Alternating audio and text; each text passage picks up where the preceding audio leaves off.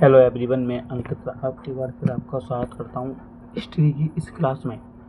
आज से हमारा मध्यकालीन इतिहास शुरू हो गया। आज से हमारा मध्यकालीन इतिहास शुरू होता है। जैसे कि हम मध्यकालीन इतिहास के बारे में इसका पाठ्यक्रम देखते हैं।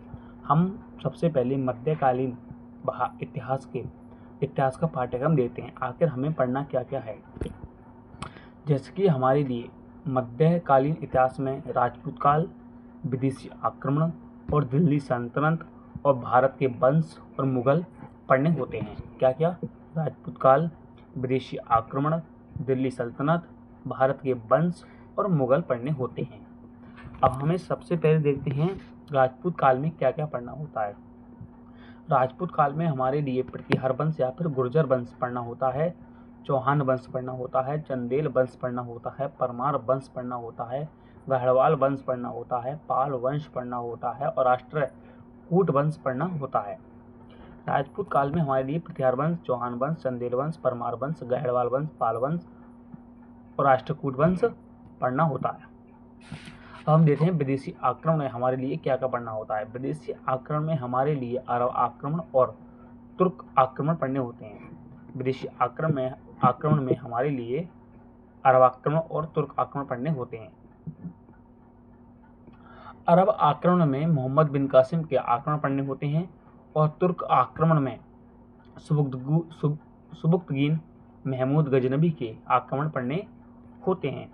विदेशी आक्रमण में मोहम्मद बिन कासिम और सुबुक्तगीन महमूद गजनबी के आक्रमण पढ़ने होते हैं। अब हम देखते हैं दिल्ली सल्तनत। हमारे लिए दिल्ली सल्तनत में क्या क्या पढ़ना होता है।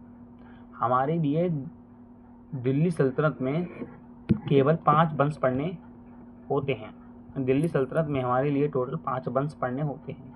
सबसे पहला गुलाम वंश, खिलजी वंश, तुगलक वंश, सैयद वंश, लोधी वंश। दिल्ली सल्तनत में गुलाम वंश, खिलजी वंश, तुगलक वंश, सैयद वंश और लोधी वंश पढ़ना होता है।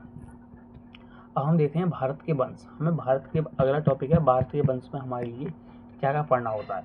भारत के वंश में हमारे लिए कश्मीर का वंश, जौनपुर का वंश और गुजरात का वंश पढ़ने होते हैं। दिल्ली सल्तनत में गुलाब वंश, खिलजी वंश, तुगलक वंश और सैयद वंश और लोधी वंश पढ़ने होते हैं। और भारत के वंशों में हमारे लिए कश्मीर वंश, जौनपुर वंश, गुजरात वंश और मुगल वंश पढ़ने होते हैं।